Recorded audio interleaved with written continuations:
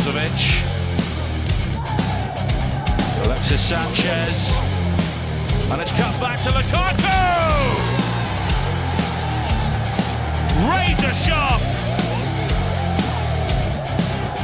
And Inter surely have the win they need.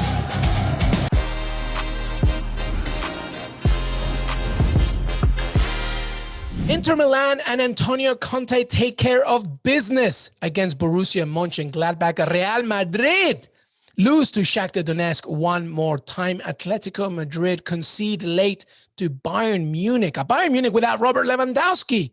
And now it's all to play for against Jesse Marsh's RB Salzburg in the final match day. We have all the Tuesday recap with Jimmy Conrad and James Benge, and it begins right now. Hey everybody, welcome to Que Golazo. It's our Tuesday recap, and what a day to begin match day 5. I got Jimmy Conrad here. Jimmy, how are you, bud? I am still in disbelief by some of the results, some of the things that I saw. But yeah, what an entertaining day of games. So I'm excited to dive in and sink our teeth into some of these topics, some narratives that have now arisen.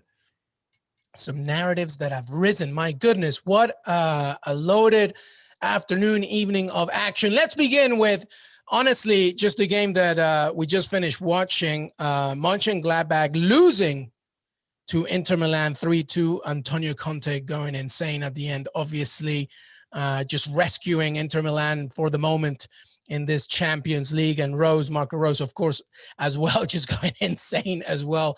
We'll talk about it, but an incredible game with Inter Milan winning 3-2, a Lukaku brace, a fantastic brace that was followed Darmian's opener in the 17th minute, but Play doing his thing with a brace, and you thought that Mönchengladbach had a goal, but it was disallowed. And let's get into it, Jimmy. Thoughts on the disallowed goal? Oh, I'm supremely biased because I encouraged you guys to bet the draw in this game, and it would have made it 3-3, and I'm pretty sure that's how it would have finished up. We're talking inches, and I feel like when the shot comes off a player's foot, he would have had a hat trick, by the way, which would have been his second of the competition. He'd done it against Shakhtar a little bit earlier in the season. I get the rule, but because the player in question wasn't blocking the line of sight for the goalkeeper, and he's in an offside position, barely, he jumps out of the way, but it doesn't impact the goalkeeper. I don't understand why that should be called. I feel like there should be some interpretation there, and I'm pissed about that. But again, a lot of it is because I told you there'd be a draw on this one, and we could argue maybe there should have been. I wasn't really impressed all that much with Borussia Monchengladbach's form. I thought, they were a little bit more loose than I'd seen them up until this point. But Inter, I thought, played very well, and 3-3 would have been so tasty in so many different ways. There's 10 yellow cards in this game too, by the way. So it got really chippy, especially at the end as things were starting to pop off. But a lot of it, I think, for me, was because the Mönchengladbach players were pissed that goal didn't stand. So all of a sudden their emotions get running hot, and then Inter's just trying to hold on because they need to win, because Madrid lost, by the way. I know we'll get into that for a second. But yeah, big missed opportunity for Mönchengladbach, and they're going to be, I can't wait to see their quotes post-game to really understand just how aggrieved they're going to feel. Yeah, well, Mönchengladbach's manager, Marco Rose, got a yellow card after that disallowed goal, and rightly so. I mean, it's just, I don't know, it's just a mess of a situation with VAR. This was another situation where the ref was asked to once again look at the monitor, and if you go back to everything that we talk about in this podcast, I feel that just mentally prepares you to go against your opposing decision, and he really wasn't in the way of the keeper, and the offside call, once again, it was just like, you're talking about millimeters, and it really just wasn't given any type of advantage. It was just a really contentious type of disallowed goal, and rightly so, everybody complained. And to your point, so many yellow cards in the process, it was kind of like one of those rainy days in Europe. And, aside from the disallowed goal, fair play to Inter Milan, because they came to fight. And that's always what Antonio Conte is going to give you, a fight. He absolutely loaded up that midfield just to try and disrupt any kind of possession-based football. And again, Jimmy, you're right. I don't think Mönchengladbach was playing at their best. And I think that maybe mentally they entered this game feeling confident because of maybe what they've seen from Inter Milan in the tournament. And I feel like they maybe expected less of a fight, more of an anxious Inter Milan. I don't know. Lukaku was on it today, and fair play to Inter Milan, regardless of the disallowed goal. What I'm going to say is, I think both of these teams had an advantage or disadvantage in some ways to know the result of the Shakhtar Donetsk Real Madrid game after it happened. So they go into it. And now I think for the first time throughout this competition, because now we're in match day 5, Borussia Monchengladbach went out there with something to lose. Up until this point, they always had something to gain. They had nothing to lose. Now let's say we're in the Inter Milan locker room. You just find out that Real Madrid lost to Shakhtar Donetsk. That gives you an absolutely viable chance to potentially get into the knockout rounds. Like your belief is back. You step out on that field going, oh my God, we got to take advantage of this, right? You step on that field going, all right, we're gonna do the business today because we have Shakhtar at home in last match day. If we win here and we win that one, we have a great chance of getting into the knockout rounds. You give a team with that much talent that opportunity where they have just a little taste of what's possible, they're going to go out and play the game that they did. And they still almost threw it away, by the way. There's something to be said for that. But Borussia Mönchengladbach, I don't think we're ready for it. They did fight back a couple different times, and it just wasn't the same Mönchengladbach. And I guess I'm saying that because before they had leads in most of their games, and then this one they did. I mean, they're coming off of 2-6-0 and 4-0 win against Shakhtar the last 2 match days, and dropped points in the other 2 match days where they had leads and then gave up late goals. They almost did the same to Inter Milan, which would have been fair, I think, in a fair and just world. But I know we all don't live in that. So they're going to feel hard done by, and they should, but they only have themselves a kick because they've dropped so many points throughout this competition. Yeah, absolutely. And let's go now to that Real Madrid against Shakhtar Donetsk. Shakhtar Donetsk can take the broom out because they swept Real Madrid in the group stage. Kind of unbelievable. The first game, you're thinking, well, maybe Real Madrid got shocked a little bit. Zidane got a little cocky with his rotation. As you mentioned, they don't play that well in Alfredo Di Stefano Stadium. But now in a game where Real Madrid really needed to win, Karim Benzema returns. He has the armband. They're looking like not necessarily amazingly confident, but, courageous enough to think, what, we're going to take care of business now and for all. And they didn't. Shakhtar Donetsk really played some great stuff, honestly, once again, with the young Brazilians, along with their experienced Ukrainians. And here's Real Madrid losing again to Shakhtar Donetsk. And, well played to Shakhtar Donetsk, to be honest. I don't want to take anything away from Shakhtar Donetsk. They actually, one of my favorite players for their team is their number 10, Junior Moraes. He's a little bit older. I think he's got a little white in his hair, but there's something about his game that I really like. He's a connector. He can also score. He's very hungry in and around the box, very ambitious. And he came off. He had been injured for a while, and he finally got back in. He's been in the team for a little bit, but he came off in the 25th minute. They put in Dentinho, and Dentinho is the one that ended up scoring the goal off of a mistake between Mendy and Varane. Varane didn't react quick enough or whatever it is. I still have some questions of Madrid in general with regard to Lucas Vazquez as a right back. Yes, there are moments where he's fine. He's adequate, but he didn't grow up as a defender. So he doesn't think as a defender. He's not thinking about angles or anticipating the potential of the worst case scenario, right? When you're learning how to become a defender, you're always trying to make sure that you're prepared and in the right spot from a positional standpoint to defend the worst case scenario. And then if that doesn't happen, then obviously you move up your list of where you can be for the next thing. It's always trying to put out fires before they start. Vazquez doesn't have that. I don't hold that against him. It's just not how he grew up. It's just, so when you have that player, and then on the other side, you have Mendy, who I do like, but at one point in your team, this is a bigger conversation about Madrid, but they had Achraf Hakimi, who's now with Inter Milan, and they had Sergio Reguilon, who was with Spurs. They had 2 guys that could have really helped them. Now, I know they went and splashed the cash on Mendy, and I don't mind Mendy. I like him. I think he's a good player. But there's something not right with this team.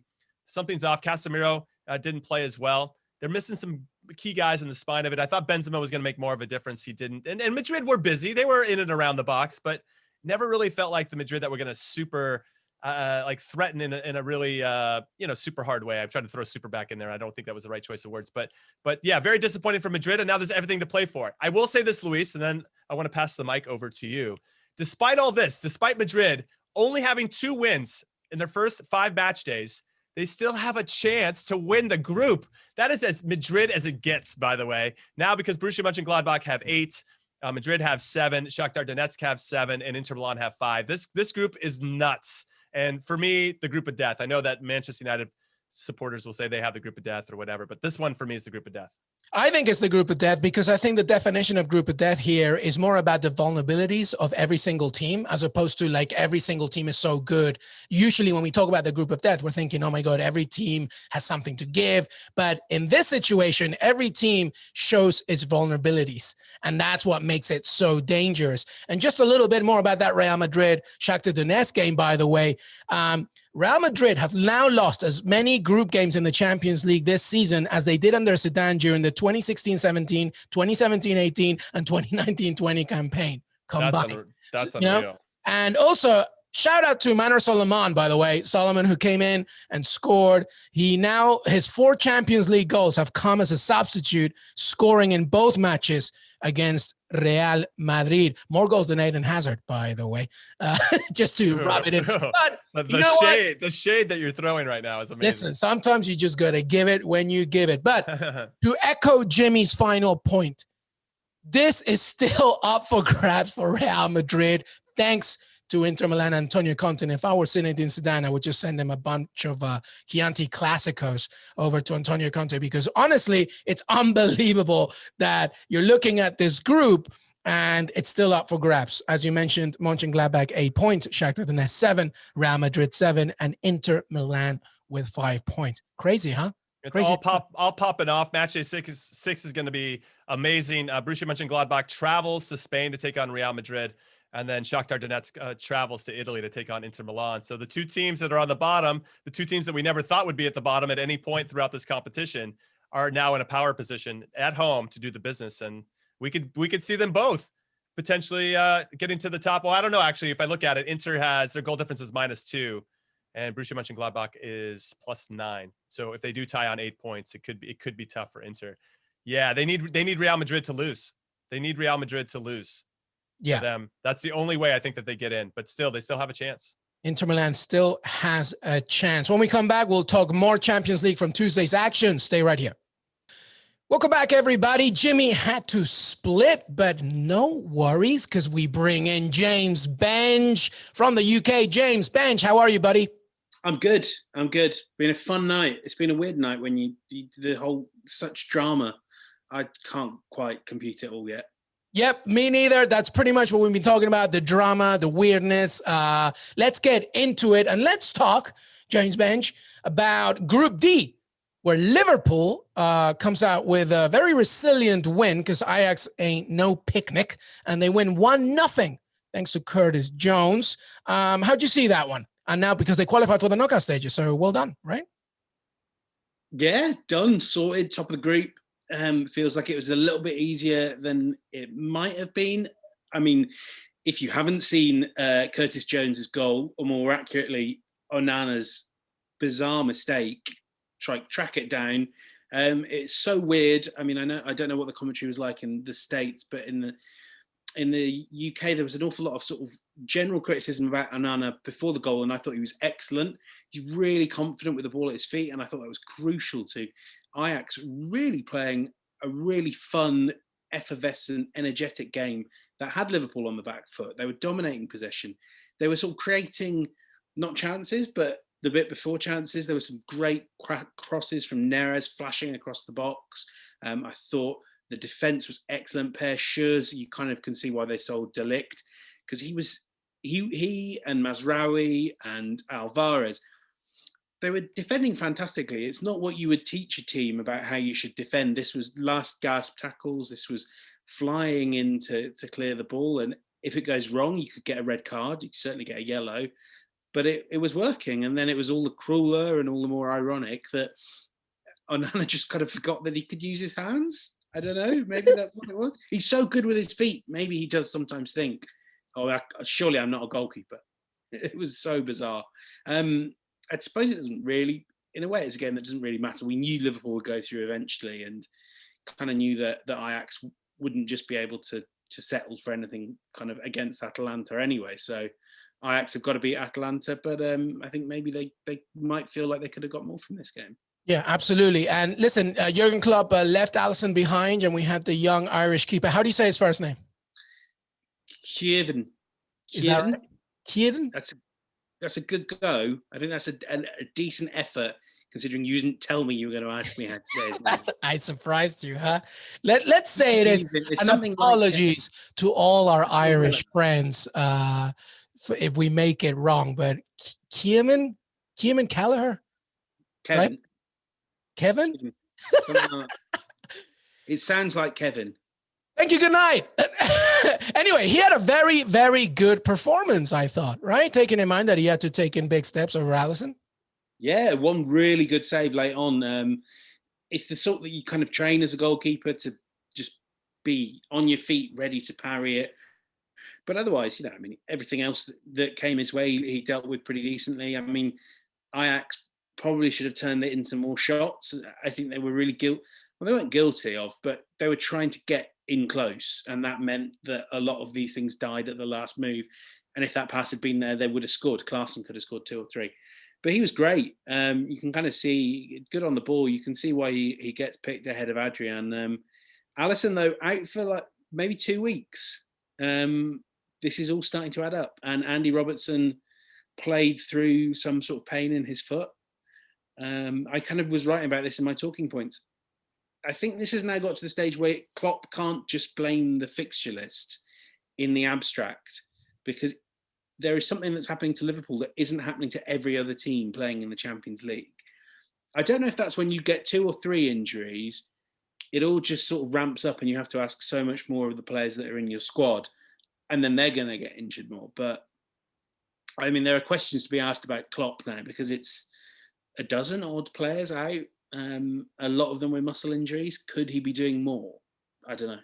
Well, it's something actually that I've talked about for a while, which is, the Jurgen Klopp system is usually so demanding physically that this actually happens. And you can see it right here. My question to you, James Benge, is that here we have in the past few days, Jurgen Klopp complaining like he went at a journalist and, just showing his frustration over the schedule, the fixtures, all very well. I take it, Jurgen. I'm agreeing with you. But why did you just use 2 subs today when, you're talking about certain players that they ran through injuries? I understand that, it's an important game and you want to make it to the knockout stage, but you didn't use, because you have 5 subs in the Champions League. Like, why didn't you use the maximum subs? That could alleviate some of the issues that you worry about. I was sat there going, what is Robertson still doing on the pitch? And yeah, I can always see the logic to, in these circumstances, keeping that 1 sub in reserve because you're worried someone's hamstring will go pop.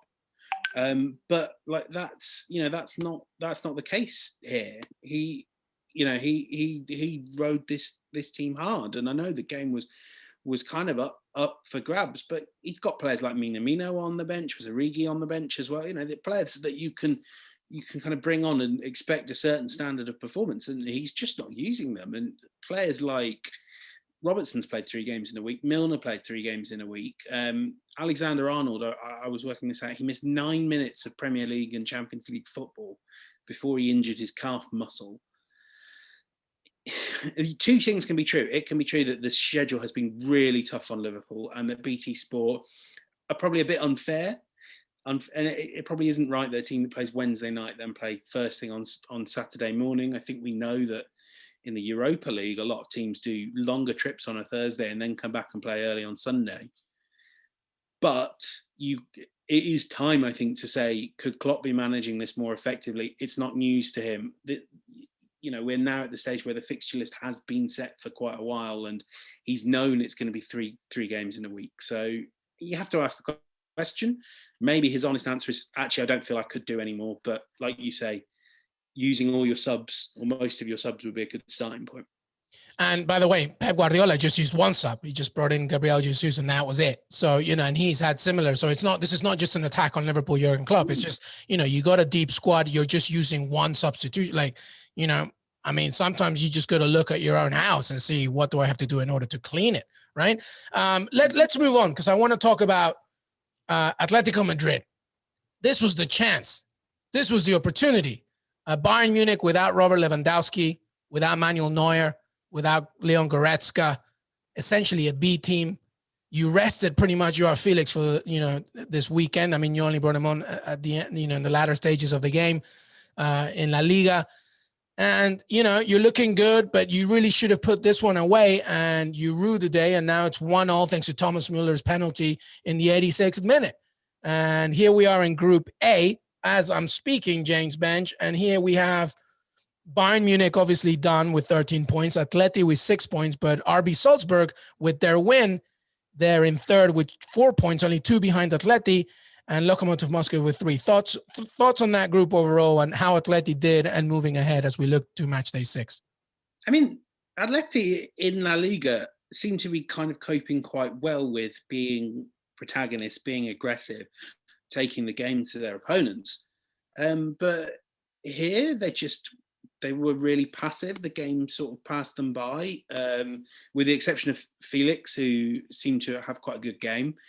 But the rest of them weren't really creating chances. I think, players like Angel Correa, even Yannick Carrasco, what are you thinking you're going to get from them in an attacking sense? And I know, look, there's not a huge number of forwards in this squad, but I mean, that the mind boggles at how little they created, considering the quality of opponents they were up against. I'm looking at some of the stats now: 13 shots, 3 shots on target. Pretty much all of the XG of 1.5 comes from Joao Felix, and that's a lot to put on a 20-something. It just feels like and it was the same, wasn't it, against RB Leipzig last season? It feels like if you put Atleti in a position where they have to dominate a game, where they have to assert themselves on opposition, they just freeze, and they haven't worked out how to do that, which is odd because they've been a top European side now for a decade. Bit of love as well for Musiala. These young English boys were coming for Europe. It's great to see. But yeah, love for Musiala, none for Atleti. And I worry. Well, I don't worry because I'd like to see RB Salzburg go through. But if I were Atletico Madrid, an Atletico Madrid fan, yeah, I would worry. I'd really worry about them against Salzburg. And that's going to be a great game where RB Salzburg are going to host Atleti Madrid next time round. They see each other next week. It should be a great one. And to your point, this is not going to be a picnic because RB Salzburg are ready for it. And well done on Jesse Marsh from getting that win against Lokomotiv Moscow. Let's finish off here as we look around.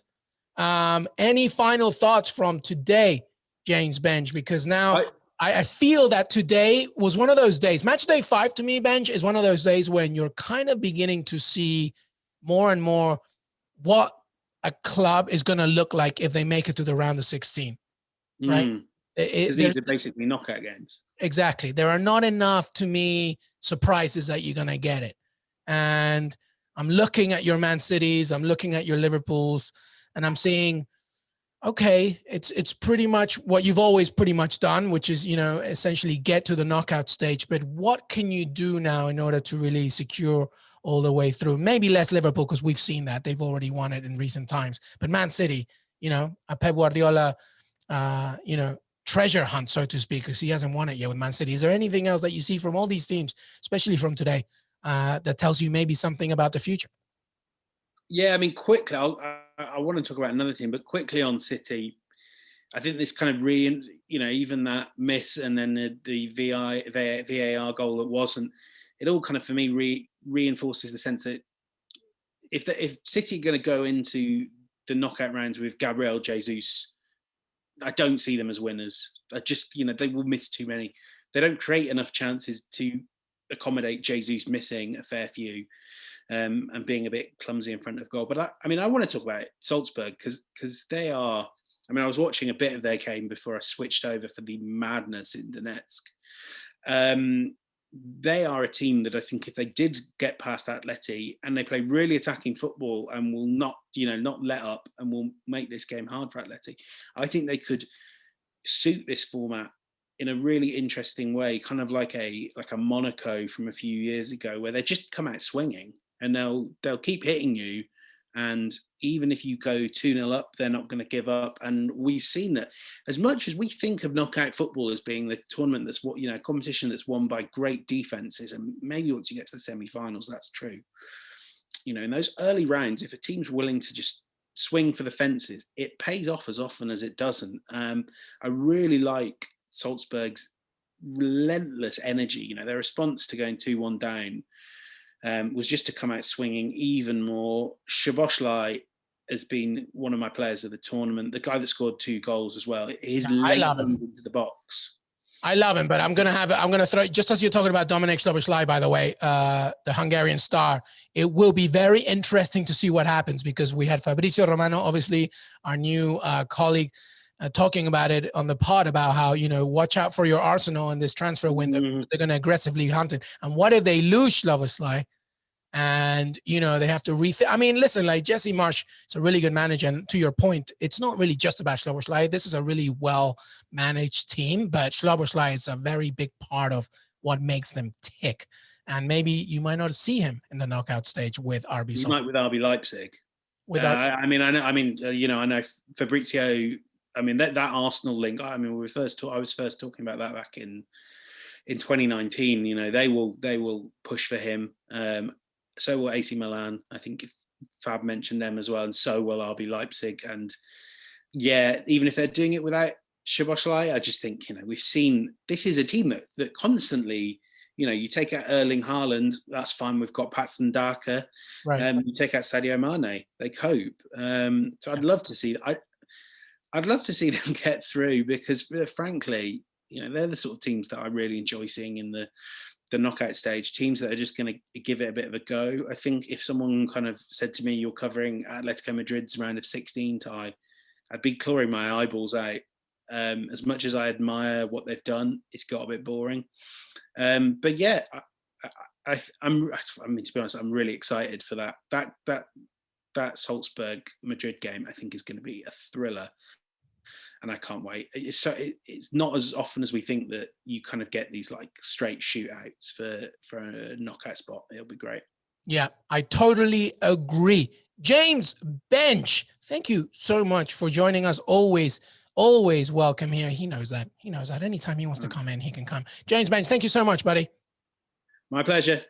Thank you so much to Jimmy Conrad and James Benge for joining me today. Don't forget to follow us on Twitter on Kegolasso Pod. And if you're listening to us on cbssports.com, please make sure that you listen to us on Apple Podcasts. Leave a rating and review. It really helps grow this show. And listen to us on Spotify and Stitcher. We will see you very soon as the week continues with more action.